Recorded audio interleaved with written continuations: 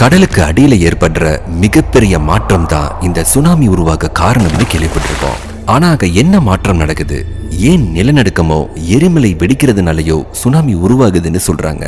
சுனாமிக்கும் இதுக்கும் என்ன தொடர்பு, இது எல்லாத்தையுமே பார்க்கலாம். வீடியோக்குள்ள போறதுக்கு முன்னாடி உங்களுக்கு கடல் பிடிக்கும்னா இந்த வீடியோக்கு ஒரு லைக் பண்ணிக்கோங்க. டி சுனாமி அப்படிங்கிற வார்த்தை ஜப்பானீஸ் மொழியிலிருந்து வந்தது. இதுல டி சு அப்படிங்கிறது ஹார்பர்னும் நாமி அப்படிங்கிறது வேவ்னு சொல்றாங்க. ஜப்பான்ல ஹார்பர்ல வந்த மிகப்பெரிய வேவ், அதாவது மிகப்பெரிய அலைகள் தான் அங்க இருக்கிற மக்கள்னால டி சுனாமின்னு சொல்லப்பட்டிருக்கு. இந்த பேர் வர்றதுக்கான காரணத்துக்கு ஒரு கதையே இருக்கு. அதை நான் வீடியோவோட கடைசியில சொல்றேன். இப்போ நம்ம பொதுவா கடல்ல அலைகள் எப்படி உருவாகுது, சுனாமி அலைகள் எப்படி உருவாகுது, கடல்ல வர நார்மல் அலைகளுக்கும் சுனாமி அலைகளுக்கும் என்ன வித்தியாசம், இது எல்லாத்தையுமே கிளியரா பார்க்கலாம். கடல் அலைகள் உருவாகிறதுக்கு முக்கிய காரணம் என்னன்னா காற்று. பொதுவா காற்று வேகமா கடல் மேல வீசுறப்போ அது கடல் அலைகளை உருவாக்குது. அதனால தான் புயல் வீசுறப்போ கடல்ல மிகப்பெரிய அலைகள் உருவாகுது. அதே மாதிரி நிலவோட ஈர்ப்பு விசை நம்ம பூமியில அதிகமா இருக்கிறதுனாலையும் கடல் அலைகள் உருவாகுது. அதனால தான் பௌர்ணமி அன்னைக்கு கடல் அலைகள் அதிகமா இருக்கிறத நம்ம பார்க்க முடியுது. சரி, இப்ப சுனாமி அலைகள் எப்படி உருவாகுது அப்படிங்கிறத பார்க்கலாம். பொதுவா இந்த சுனாமி உருவாகிறது சில முக்கியமான காரணங்கள்னால தான்.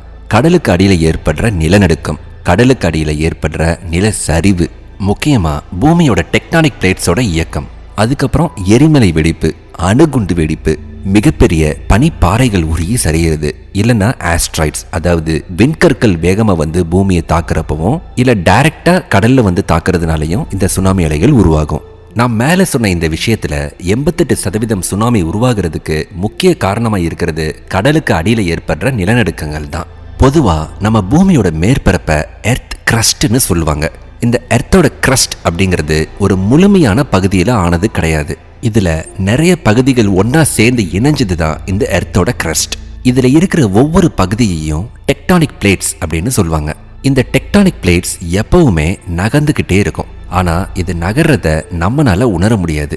ஏன்னா ஒரு வருஷத்துக்கே ரொம்ப கம்மியான அளவு தான் நகரும். அதாவது 1.5 சென்டிமீட்டர் வரைக்கும் தான் இது நகரும் அப்படின்னு சொல்றாங்க. அப்படி மூவ் ஆகிட்டு இருக்கிற இந்த டெக்டானிக் பிளேட்ஸ் ஒன்னோடு ஒன்று மோதுறப்ப தான் நிலநடுக்கங்கள் உருவாகுது. அப்படி ஒருவேளை இந்த நிலநடுக்கம் கடலுக்கு அடியில உண்டாகி அது ஒரு பெரிய நிலநடுக்கமா இருந்துச்சுன்னா அங்க நிறைய எனர்ஜி உருவாக ஆரம்பிக்கும். இப்படி உருவாகிற எனர்ஜி கடலோட ஆழத்துல இருந்து மேல வர முயற்சி செய்யும். அப்படி மேல வர்றப்போ ஒரு மிகப்பெரிய கடல் அலையை உருவாக்கும். ஒருவேளை இந்த எனர்ஜி உருவான இடம் நடுக்கடலா இருந்து அந்த இடம் ஆழம் அதிகமா இருந்துச்சுன்னா நம்ம பூமியோட புவியீர்ப்பு சக்தி மேல வர்ற எனர்ஜியை கீழே இழுக்க ஆரம்பிக்கும். இப்படி கீழே இழுக்கிறதுனால அலைகள் உருவாகாது. ஆனா ஆல்ரெடி உருவான எனர்ஜி வேற வழி தேடி டிராவல் பண்ண ஆரம்பிக்கும். அப்படி டிராவல் பண்ற எனர்ஜி ரொம்பவே வேகமானதா இருக்கும்.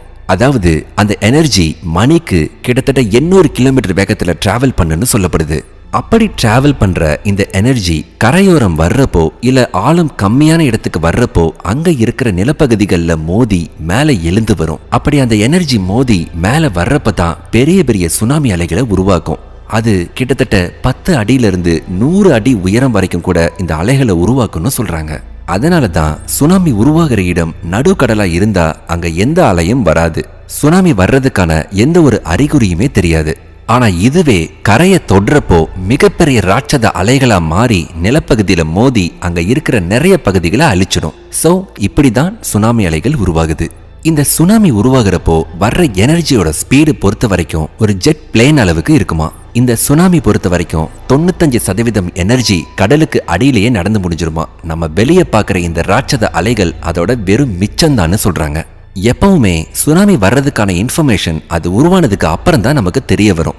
ஒருவேளை சுனாமி ரொம்ப வேகமா இல்ல தீவிரமா இருந்துச்சுன்னா கரையில இருக்கிற மக்களுக்கு தகவல் சொல்லி அப்புறப்படுத்துறதுக்கு நம்ம கிட்ட போதுமான டைம் இருக்காது. அதுக்குள்ள அலைகள் வந்து கரையில இருக்கிற எல்லாத்தையுமே அழிச்சிடும்.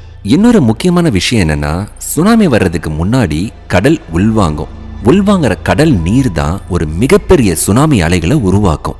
நீங்க ஒருவேளை பீச்சில் இருக்கும்போது சுனாமி வர்றதுக்கு முன்னாடி கடல் தண்ணி கொஞ்சம் கொஞ்சமா உள்வாங்கிறத பாத்தீங்கன்னா அந்த இடத்தை விட்டு உடனே கிளம்புறது தான் நல்லது. ஏன்னா கடல் நீர் உள்வாங்கினதுக்கு அப்புறம் முதல்ல வர்ற அலையோட வேகம் 50 km/h அளவுக்கு வேகமா இருக்குமா. அதுக்கு அடுத்து வர்ற அலைகளோட வேகம் இன்னும் அதிகமா இருக்கும்னு சொல்லப்படுது. இந்த கடல் தண்ணி உள்ள போறத வச்சு ஒரு சின்ன பொண்ணு தன்னோட ஃபேமிலியையும் அங்க பீச்சில் கூட இருந்த 100 பேத்தையும் காப்பாத்திருக்காங்க. அது எப்படி தெரியுமா? 2004 டில்லி ஸ்மித் அப்படிங்கிற ஒரு சின்ன பொண்ணு இந்திய பெருங்கடல்ல தன்னோட ஃபேமிலியோட இருந்திருக்காங்க. அப்போ கடல் உள்வாங்கிறத கவனிச்சிருக்காங்க. அந்த சின்ன பொண்ணு தன்னோட ஜியோகிராஃபி கிளாஸ்ல சுனாமி வர்றதுக்கு முன்னாடி கடல் உள்வாங்குங்கிறத படிச்சிருக்காங்க. அதை வச்சு அவங்க ஃபேமிலியையும் அங்க சுத்தி இருந்த 100 பேத்தையும் அலர்ட் பண்ணி காப்பாத்திருக்காங்க.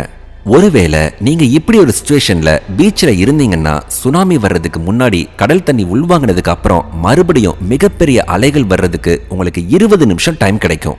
அந்த 20 நிமிஷத்துல உங்களால எவ்வளவு தூரம் எவ்வளவு வேகமா ஓட முடியுமோ ஓடிடுங்க. அப்படி உங்களால ரொம்ப தூரம் ஓட முடியலன்னா கூட ரொம்ப உயரமான பில்டிங்லயோ இல்ல ஸ்ட்ராங்கான மரங்கள்லயோ ஏறிட்டீங்கன்னா நீங்க தப்பிக்கிறதுக்கு நிறையவே வாய்ப்பு இருக்கு. சுனாமி அலைகள் எப்பவுமே ஒரே ஒரு அலையோட நிக்காது. 2 to 3 அலைகள் கூட வரலாம். ஏன்னா முதல் அலை வந்து கடல் உள்வாங்கினதுக்கு அப்புறம் மறுபடியும் வேடிக்கை பார்க்க போனவங்க 2வது அலைகளால தாக்கப்பட்டு உயிர் விட்டவங்க நிறைய பேர் இருக்காங்க. இதை ஏன் சொல்றேன்னா 1952 சிவரக்வில்ஸ்க் அப்படிங்கிற ஒரு ஐலாண்ட்ல சுனாமி வந்திருக்கு. முதல் அலை வந்துட்டு போனதுக்கு அப்புறம் மக்கள் எல்லாரும் மறுபடியும் பீச்சுக்கு வந்து வேடிக்கை பார்த்துட்டு இருந்திருக்காங்க. சரியா அடுத்து 30 நிமிஷத்துக்கு அப்புறம் முதல்ல வந்த அலையை விட 2 மடங்கு உயரமா, அதாவது கிட்டத்தட்ட 50 அடிக்கு உயரமா 2வது அலை வந்திருக்கு. இதுல அங்க இருந்த யாருனாலையுமே தப்பிக்க முடியல. பொதுவா சுனாமி பத்தி ஒரு விஷயம் நல்லா புரிஞ்சுக்கணும். முதல்ல வர்ற அலைகளுக்கு அப்புறம் வர்ற அடுத்தடுத்த அலைகள் 2 to 3 மணி நேரம் கழிச்சுதான் வரும்னு சொல்லப்படுது. எப்பவுமே முதல்ல வர்ற அலையோட வேகம் மீடியம் ஸ்பீட்ல தான் இருக்கும். மீடியம் ஸ்பீட்ல வர்ற இந்த முதல் அலை தான் அங்க இருக்கிற மரம், செடி, கொடி இது எல்லாத்தையுமே பாதிக்கும். அதுக்கு அடுத்து வர்ற அலைகள் தான் மிகப்பெரிய பில்டிங் அளவுக்கு உயரமா வருமா. அதுதான் அதிகமான சேதத்தை உருவாக்குது. இந்த செவிரோ ஐலாண்ட்ல வந்த சுனாமி அப்ப கூட இந்த மாதிரி தான் நடந்திருக்கு. சரியா விடிய காலையில 4:58க்கு முதல் அலை வந்திருக்கு. அதுக்கப்புறம் 3 to 4 மணி நேரத்துக்குள்ள அடுத்தடுத்த அலைகள் வந்துகிட்டே இருந்திருக்கு. இதனால கிட்டத்தட்ட 10,000 to 15,000 பேர் வரைக்கும் இறந்திருக்காங்க. சுனாமி வர்றத முன்கூட்டியே தெரிஞ்சுக்கிறதுக்கும் மக்களை அதுகிட்ட இருந்து பாதுகாக்கிறதுக்கும் உலகம் முழுக்க சுனாமி வார்னிங் சென்டர்ஸ் இயங்கிட்டு இருக்கு. இந்த வார்னிங் சென்டர்ஸோட வேலை என்னன்னா, சுனாமி எந்த இடத்துல உருவாகி இருக்கு, அதோட வேகம் என்ன, எவ்வளவு நேரத்துல கரையை நெருங்கும்னு சொல்லுவாங்க. அதனால இப்ப இருக்கிற டெக்னாலஜி வச்சு நம்ம தப்பிக்கிறதுக்கு ஒரு சில நிமிஷங்கள் நம்மளுக்கு டைம் கிடைக்கும். பொதுவா நிலநடுக்கத்தை மெஷர் பண்ணிக்கிட்டே இருப்பாங்க. ஒருவேளை ஏதாவது ஒரு இடத்துல 7.5 ரெக்டர் ஸ்கேலுக்கு மேல நிலநடுக்கம் ஏற்பட்டுச்சுன்னா அந்த இன்ஃபர்மேஷனை சுத்தி இருக்கிற டைட் ஸ்டேஷனுக்கு இன்ஃபார்ம் பண்ணுவாங்க. அந்த டைட் ஸ்டேஷனுக்கு இன்ஃபர்மேஷன் வந்த உடனே அவங்க கிட்ட இருக்கிற டிவைஸ் மூலமா சுனாமி வர்றதுக்கு வாய்ப்பு இருக்கான்னு செக் பண்ணுவாங்க. அப்படி சுனாமி உருவாகிறதுக்கு வாய்ப்பு இருக்குன்னு தெரிஞ்சதும் நிலப்பகுதியில் இருக்கிற மக்களை அப்புறப்படுத்துவாங்க. ஆனா தண்ணிக்கு அடியில உருவாகிற எல்லா நிலநடுக்கமும் ஆபத்தான சுனாமியை உருவாக்காது. எந்த இடத்துல உருவாகி இருக்கு, அந்த இடத்தோட ஆழம் என்ன, இதெல்லாம் தெரிஞ்சுக்கிறதுக்கு அப்புறம் தான் சரியான தகவலையே சொல்லுவாங்க. அது எப்படின்னா, ஒரு அலாம் மூலமா மற்ற டைட் ஸ்டேஷனுக்கு கம்யூனிகேட் பண்ணுவாங்க. இந்த கம்யூனிகேஷன் வச்சு மக்களை அந்த இடத்துல இருந்து அப்புறப்படுத்துறதுக்கு உதவியா இருக்கும். உலகத்திலேயே மிகப்பெரிய சுனாமி எங்க வந்திருக்கு தெரியுமா? அலாஸ்கால. ஏன்னா 90 மில்லியன் டன் பனிப்பாறைகள் உடைஞ்சு அந்த கடல்ல விழுந்திருக்கு. அந்த பனிப்பாறையோட வெயிட்டுக்கும் விழுந்த வேகத்துக்கும் 1720 அடி உயரத்துக்கு மிகப்பெரிய ராட்சத சுனாமி அலைகளை உருவாக்கியிருக்கு. இந்த பெரிய அலைகள் 6.2 மைல் தூரம் வரைக்கும் இருக்கிற எல்லாத்தையுமே அழிச்சிருக்கு. இன்னொரு இன்சிடென்ட் பாத்தீங்கன்னா, கிரக்கட்டோவா அப்படிங்கிற ஒரு ஐலாண்ட்ல 19ஆம் நூற்றாண்டுல நடந்திருக்கு. இங்க நடந்த ஒரு மிகப்பெரிய எரிமலை வெடிப்புனால அந்த ஐலாண்ட்ல வாழ்ந்துட்டு இருந்த ஆயிரக்கணக்கான மக்களும் ஆயிரக்கணக்கான கப்பல்களும் அழிஞ்சு போயிருக்கு. இந்த கிரக்கட்டோவா எரிமலை வெடிப்போட இன்ஃபர்மேஷன்ஸ் எல்லாத்தையும் ரொம்பவே டீடைல்டா ஒரு வீடியோ பண்ணி போட்டிருக்கேன். லிங்கை மேல ஆட் பண்றேன், செக் பண்ணி பாருங்க. அதே மாதிரி எரிமலைகள் வெடிப்புனால உருவாகிற சுனாமிகள் வெறும் 5% தான் பாசிபிலிட்டிஸ் இருக்கு அப்படின்னு சொல்றாங்க. பொதுவா 1 கிலோமீட்டர் டயாமீட்டர் அளவில் இருக்கிற ஆஸ்ட்ராய்ட்ஸ் விழுந்தாலே மிகப்பெரிய சுனாமி அலைகளை உருவாக்குமா. அப்படி இருக்கும்போது 6.6 கோடி வருஷங்களுக்கு முன்னாடி நம்ம பூமியை தாக்குன சிக்சுலப் அப்படிங்கிற ஆஸ்ட்ராய்டோட டயாமீட்டர் கிட்டத்தட்ட 10 கிலோமீட்டருக்கும் அதிகமா இருந்திருக்கு. அப்ப அதோட தாக்கமும் அதனால உருவான சுனாமி அலைகளோட உயரமும் எவ்வளவு அதிகமா இருந்திருக்குன்னு நினைச்சு பாருங்க. அந்த மாதிரி ஒரு ஆஸ்ட்ராய்ட் நம்ம பூமியை நோக்கி வந்தாலே உலகத்துல இருக்கிற மொத்த உயிரினத்துல 20 to 25% தான் மிஞ்சும். அவ்வளவு கொடூரமா இருக்கும் அதோட தாக்கம். இந்த சிக்சுலப் ஆஸ்ட்ராய்டு தான் டைனோசர்கள் வாழ்ந்த காலத்துல பூமியை தாக்கி 75% உயிரினங்களை மொத்தமாவே அழிச்சது. இந்த செக்சுலப் ஆஸ்ட்ராய்டு விழுந்து என்னென்ன பேரழிவுகள்லாம் உண்டாச்சு அப்படின்னு தனியாவே ஆல்ரெடி ஒரு வீடியோ போட்டிருக்கோம். மேல லிங்க் கொடுக்குறேன், செக் பண்ணி பார்த்துக்குங்க. இது வரைக்கும் பார்த்த எல்லாமே இயற்கையா உருவானது தான். ஆனா மனுஷங்களால கூட சுனாமியை உருவாக்க முடியும்னு சொன்னா உங்களால நம்ப முடியுதா? எஸ், 20ஆம் நூற்றாண்டுல அப்படிப்பட்ட ஒரு இன்சிடென்ட் நடந்திருக்கு. கடலுக்கு அடியில அணுகுண்டு வெடிச்சனால கடல் அலைகள் கிட்டத்தட்ட 95 மீட்டர் உயரத்துக்கு மேலே எழுந்து வந்திருக்கு. ஆனா அந்த அலைகளோட வேகம் கரைக்கு வர்றதுக்கு போதுமாக இல்லாதனால எந்த ஒரு பெரிய பாதிப்பையும் ஏற்படுத்தல.